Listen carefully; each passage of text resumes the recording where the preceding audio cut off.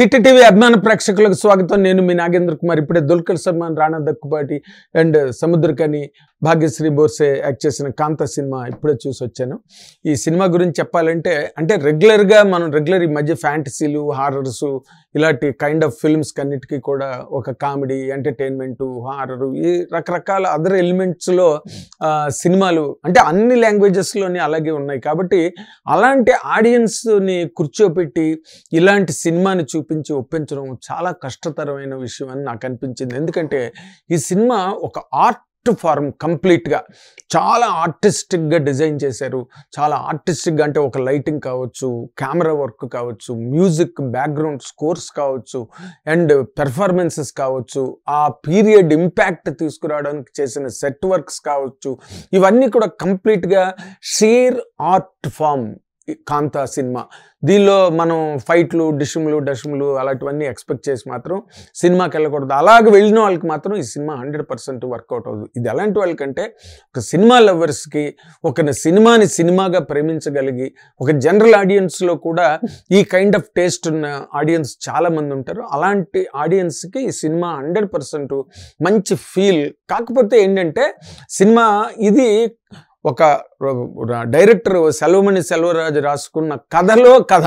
ఈ సినిమా ఒక కథ స్టార్ట్ అయిన తర్వాత ఆ కథ అంటే గురువుకి శిష్యుడికి అంటే సముద్రకని, దుల్కర్ సల్మాన్ డైరెక్టర్ సముద్రకని అండ్ యాస్పైరెంట్ నటుడిగా సినిమా ఇండస్ట్రీలోకి వచ్చి ఆయన ఆశీర్వచనాలతో సూపర్ స్టార్డమ్లోకి వెళ్ళిన దుల్కర్ సల్మాన్ క్యారెక్టర్. ఈ రెండు క్యారెక్టర్ల మధ్య ఒక స్టేజ్లోని ఈగో క్లాష్ రావడం, ఇద్దరు విడిపోవడం, వాళ్ళిద్దరు మళ్ళీ హీరోకి ఒక లవ్ స్టోరీ. ఇదంతా ఒక కైండ్ ఆఫ్ అట్మాస్ఫియర్ని క్రియేట్ చేయడానికి సెల్వమణి సెల్వరాజు చాలా తాపత్రయపడి రాసిన స్క్రిప్ట్ ఇది. కానీ నాకు సినిమా కంప్లీట్ అయ్యి వచ్చిన తర్వాత అసలు ఈ సినిమాని కథని ఎలా చెప్పి ఒప్పించాడు, 6 గంటలు ఎంతో చెప్పాడని అంటున్నారు. అలాగా ఇది రాణావే విని ఆయనే విని ఈ కథ నచ్చి దుల్కర్ సల్మాన్ దగ్గరికి పంపించాడని మాట్లాడుకుంటున్నారు. అయితే ఈ సినిమాలో ఉన్నది ఏంటంటే డైరెక్టర్ సెల్వమణి సెల్వరాజు ఆ పీరియడ్ అట్మాస్ఫియర్ ఏదైతుందో అద్భుతంగా దాన్ని డిపిక్ట్ చెయ్యగలిగాడు. దానికి కావలసిన support Rana Daggubati and Wayfarer Films వాళ్ళు కాంబినేషన్లో ఆయనకి తగినంత బడ్జెట్ ఇవ్వడం జరిగింది. అలాగని దీనిలో ఏదో పెద్ద సెట్లు, పెద్ద గ్రాఫిక్ వర్క్లు గట్ట లేవు. బట్ ఆ కైండ్ ఆఫ్ వేవ్ లెంత్, ఆ ఫ్రీక్వెన్సీలో సినిమాని అదే same complexion, same colour resolutions, అది ఆ mood through colour, through sound, through framing, through performance అవన్నీ మెయింటైన్ చేయాలంటే మాత్రం ఇది 100% it demands a very good budget. దాన్ని వాళ్ళు ఇవ్వగలిగారు, ఇచ్చారు. ఈ కథ మీద నమ్మకంతో, ఇంట్రెస్ట్తో ఈ సినిమాని చేయడానికి సెల్వమణి సెల్వరాజుకి అన్ని రకాలుగా తనకి బ్రహ్మాండమైన అవకాశం దొరికింది. ఆ మేరకి తను రాసుకున్న కథని తను ఎలా తీయాలనుకున్నాడో, ఆ పీరియడ్ అట్మాస్ఫియర్ని ఎలాగా రిఫ్లెక్ట్ చేయాలనుకున్నాడో అవన్నీ మోస్ట్ సక్సెస్ఫుల్గా చేశాడని చెప్పడంలో ఏమాత్రం సందేహం అక్కర్లేదు. ఇది అతిశయోక్తి కూడా కాదు. ఎందుకంటే మీరు మొదటి నుంచి కొస వరకు చూస్తే ఒకే రకమైన మూడ్ని మెయింటైన్ చేయడం కానీ, లేకపోతే అలాగే ఒక కలర్ గ్రేడేషన్స్, ఆ లైటింగ్ ప్యాటర్న్, ఇవన్నీ కూడా చాలా గొప్ప ఆర్టిస్టిక్ మెథడాలజీలో చేసిన సినిమా. ఇది 100% అది ఒప్పుకొని తీరాలి. కాకపోతే ఇక్కడ జరిగిన అంటే నాకు పర్సనల్గా నేను అనిపించింది, చాలామంది అన్నది, నేను విన్నది అదేంటంటే ఆయన పీరియడ్ ఫిల్మ్ తీసినప్పుడు ఏమైందంటే ఆ పీరియడ్ అంటే 1950sలోనే ఎప్పుడో జరిగిన కథ ఇది. అతను భాగవతర్ అప్పట్లో ఆయన సూపర్ స్టార్ తమిళ సినిమా ఇండస్ట్రీలో. ఆ రోజుల్లోనే ₹1,00,000 తీసుకున్న ఒక పెద్ద సూపర్ స్టార్ ఆయన కథ బేస్ మీద అని అన్నారు. అంటే ఆయన జీవితంలో జరిగిన అక్కడక్కడ చిన్న ఇన్సిడెంట్లతో వీళ్ళు కంప్లీట్గా మళ్ళీ కొత్త కథను రాసుకున్నారు ఇన్స్పిరేషన్తో. కాబట్టి దాన్ని పూర్తిగా ఒరిజినల్ స్టోరీ అని చెప్పడానికి కూడా లేదు. బట్ అక్కడ ఉన్న ఇన్సిడెంట్లు అన్నీ కూడా ఈ సినిమాలో ఆ క్యారెక్టర్లు కానీ, జరిగిన విధానం కానీ అవన్నిటిని వీళ్ళు కొంత సినిమాటిక్ లిబర్టీ తీసుకుని చాలా బాగా చేశారు. కాకపోతే ఆ పీరియడ్ ఫిల్మ్ అన్నందుకు ఆ పీరియడ్ స్లో పేస్లో సినిమా చెప్పడం, ఆ స్క్రీన్ ప్లేని కూడా వాళ్ళు నిదానంగా సావధానంగా చెప్పడం, వీటి వల్ల ఏమవుతుందంటే ఈ జెన్జీ ఎవరైతే ఉన్నారో ప్రజెంట్ జెన్జీ అంటే వాళ్ళల్లో కూడా సినిమా లవర్స్ ఉంటారు. ఎలా తీసాడు, కలర్ ప్యాటర్న్ ఎలా తీసాడు, వాటన్నిటికీ ఇది మంచి టెక్స్ట్ బుక్, దానిలో డౌట్ ఏం లేదు. కానీ జనరల్ ఆడియన్స్కి థియేటర్లోకి వెళ్ళి కూర్చుని సినిమా ఎంజాయ్ చేద్దాం, సరదాగా ఎంటర్టైన్మెంట్, సరదాగా మంచి పాటలు, ఎంటర్టైన్మెంటు, యాక్షను అలాంటివి అలాగే ఎక్స్పెక్ట్ చేసి వెళ్ళిన వాళ్ళకి మాత్రం this not a right stuff, దానిలో డౌట్ లేదు. తర్వాత ఇంకొక ఇంపార్టెంట్ విషయం ఏంటంటే ఈ సినిమా నలుగురే 4 పిల్లర్స్ ఈ సినిమాకి. దుల్కర్ సల్మాన్, రాణా దగ్గుబాటి, సముద్రకని అండ్ భాగ్యశ్రీ బోర్సే. ఈ నలుగురు, ఆ నలుగురిలో ఎవరు ఒక యాక్టర్ మిస్ అయ్యి ఇంకో యాక్టర్ వచ్చినా కూడా సినిమాకి ఈ అపీల్ కూడా వచ్చి ఉండేది కాదు. ఎందుకంటే దుల్కర్ సల్మాన్ మహానటి సినిమా తర్వాత జెమినీ గణేషన్ క్యారెక్టర్ చేసిన తర్వాత తనకి ఒక ప్రత్యేకమైన ఇమేజ్ వచ్చింది. అలాగే లక్కీ భాస్కర్ సినిమా పెద్ద హిట్ అవడంతో దుల్కర్ సల్మాన్కి బోల్డ్ డిమాండ్ కూడా క్రియేట్ అయింది. ఇది మన తెలుగు సినిమా ఇండస్ట్రీలోని, ట్రేడ్లోని కూడా అతని సినిమాలకి మంచి బిజినెస్లు గట్టా అన్నీ వచ్చాయి. ఆ యాంగిల్లో కనుక మనం చూసుకుంటే దుల్కర్ సల్మాన్ ఈ క్యారెక్టర్ని చాలా బాగా పోర్ట్రే చేయించుకున్నాడు డైరెక్టర్ రాదర్. చాలా బాగా చేశాడు. ఫస్ట్ హాఫ్, సెకండ్ హాఫ్లో కూడా బ్రహ్మాండంగా చేశాడు.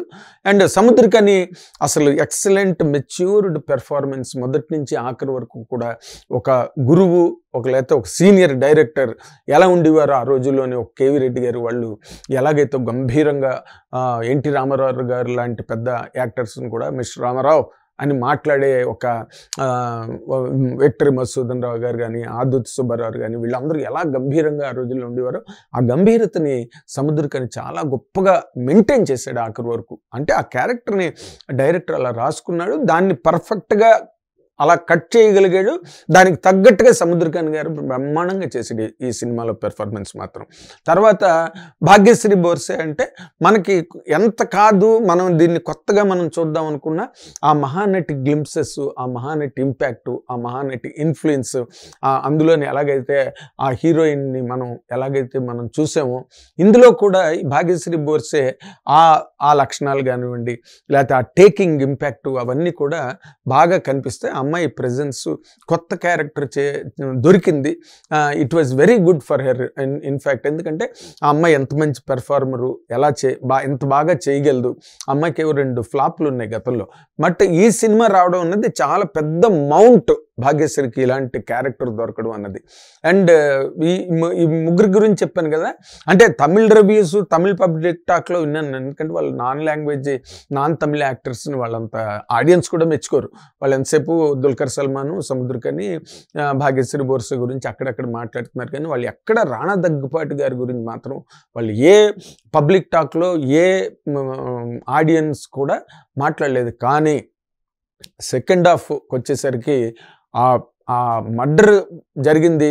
అక్కడి నుంచి రాణా వచ్చిన తర్వాత చాలా లైవ్లీగా, అంటే పోలీస్ ఆఫీసర్ అనగానే లేదా ఇన్వెస్టిగేటింగ్ అఫీషియల్గా వచ్చిన వాళ్ళ నా గంభీరత గట్ట కాకుండా, చాలా హెవీనెస్లు అవన్నీ కాకుండా, సీరియస్నెస్ కాకుండా చాలా లైవ్లీగా, జాయ్ఫుల్గా ఆ క్విర్కీ పెర్ఫార్మెన్స్ రాణా దగ్గుపాటి.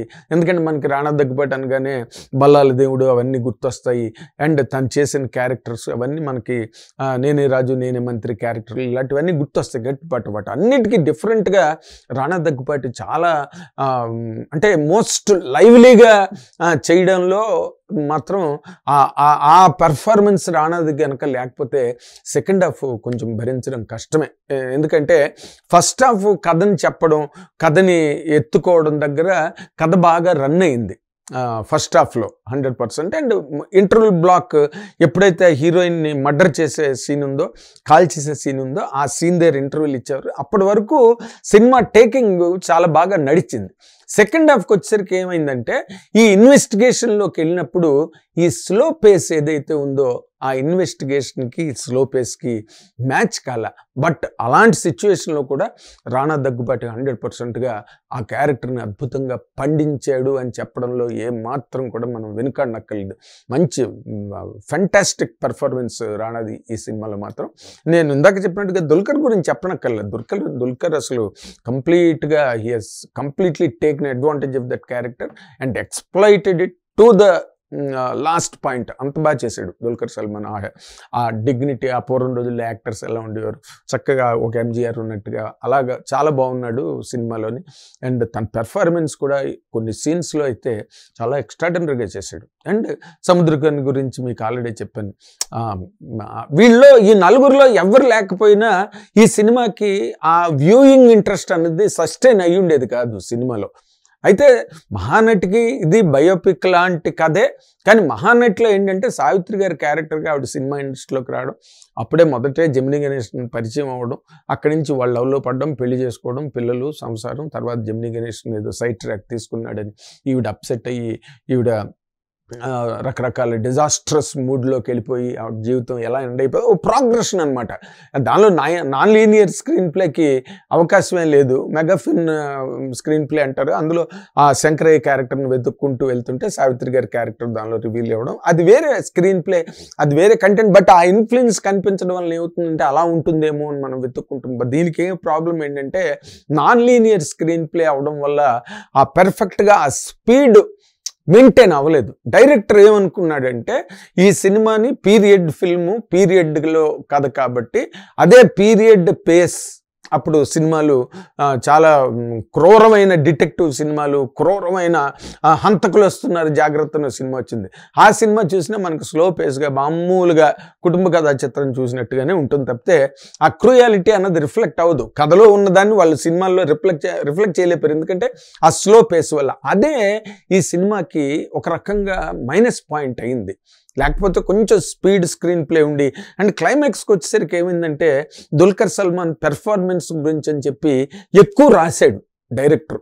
కానీ ఎప్పుడైతే ఎవరు హూ డన్ ఇట్ అన్న కాన్సెప్ట్లో ఎవరు అమ్మాయిని చంపారు అన్నది తేలి అండ్ ఎవరు సాక్రిఫైస్ చేశారు, సముద్రకని ఎందుకు సెల్ఫ్ సాక్రిఫైస్ చేసుకున్నాడు అన్నదాన్ని కట్ చేసి ఇగో వీడే మర్డరర్ అని చెప్పి అక్కడ క్లోజ్ చేసి ఉంటే సినిమాకి ఒక పేస్ అని కంటిన్యూ అయ్యింది. కాకపోతే ఆ తర్వాత మళ్ళీ ఆ రిపీటెడ్ షార్ట్స్, మళ్ళీ రిపీటెడ్ సీన్స్ మళ్ళీ చెప్తూ వచ్చేసరికి ఏమైందంటే అసలు కథ తాలూకా ప్రధానమైన గమనం మళ్ళీపోయింది. ఆ గమనం మళ్ళీపోవడం వల్ల ఏమవుతుందంటే యూ ఫీల్ ఎ బిట్ టీడియస్గా అనిపిస్తుంది. బట్ ఇది ఆర్ట్ ఫిల్మ్గా రేపు దుల్కర్ సల్మాన్కి మంచి అవార్డులు, స్టేట్ అవార్డులు, సెంట్రల్ అవార్డులు వచ్చినా కూడా దానిలో ఆశ్చర్యం లేదు, ఎందుకంటే అంత మంచి పెర్ఫార్మెన్స్. అండ్ నేను పర్సనల్లీ రెస్పెక్ట్ రాణా దగ్గుపాటి, ఎందుకంటే తను ఆ సెకండ్ హాఫ్లో కనుక తను లేకపోతే ఇంకెవరైనప్పటికీ కూడా ఆ క్యారెక్టర్ ఆ విధంగా పండించలేకపోయేవారు, సినిమాకి ప్లస్ కాలేకపోయేవారు. అండ్ అందులో పనిచేసిన టెక్నీషియన్స్ చాలా కమిటెడ్గా, మోస్ట్ డెడికేటెడ్గా పనిచేశారు. ఆ colour patterns, lighting patterns and set patterns ఇవన్నీ కూడా చాలా అంటే అబౌవ్ ది లెవెల్ ఉండడమే కాకుండా చాలా ఆర్టిస్టిక్ యాంగిల్లో సినిమాని తీశారు. కాబట్టి ఆ ఆర్ట్ లవర్స్ సినిమాని బాగా ప్రేమించి ఇలాంటి సినిమా కూడా మనం చూడాలి, మన మెమరీ లైబ్రరీలో ఇలాంటి సినిమా ఒకటి మనకు ఉండాలి అని అనుకున్న వాళ్ళందరూ కూడా ఈ సినిమాని ఎంజాయ్ చేయడానికి అవకాశం ఉన్న సినిమావే.